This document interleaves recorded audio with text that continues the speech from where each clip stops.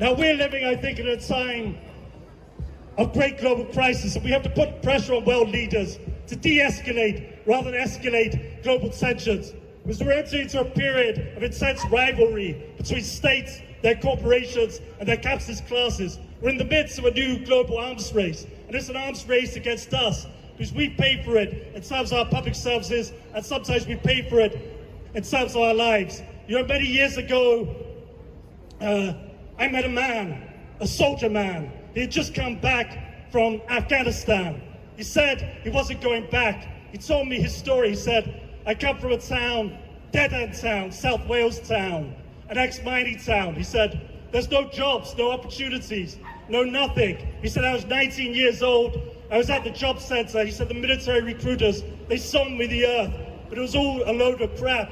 And he told me that what really worried him, this was over 10 years ago, is he said, I see people like me who've left school without any qualifications, who can't get a job because of lack of opportunities. Society doesn't give them respect.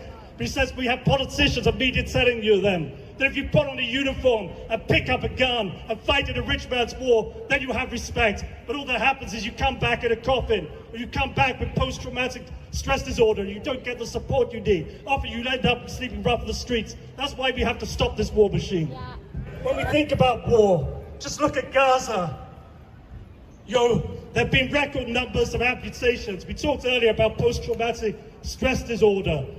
War, creates, is bad for the disabled, whether it's like abroad or at home, with who's being asked to pay, for this war budget. So that's why it's so important for us to gather. But I also think when we look back at the history of the welfare state, what happened during the Second World War, people noticed that the entire society, economy, politics was mobilized to one aim, military production and winning the war. And a lot of soldiers, working class soldiers abroad, they started to ask, if we could do that at wartime, why can't we do that at peacetime? If we can find money to kill people, why can't we find money to help people? And that's how the welfare state was born, from that idea that society, everything should be mobilized to improve our living standards, to give us all the quality of life that we deserve in a rich country. And that's what they're trying to take away with us.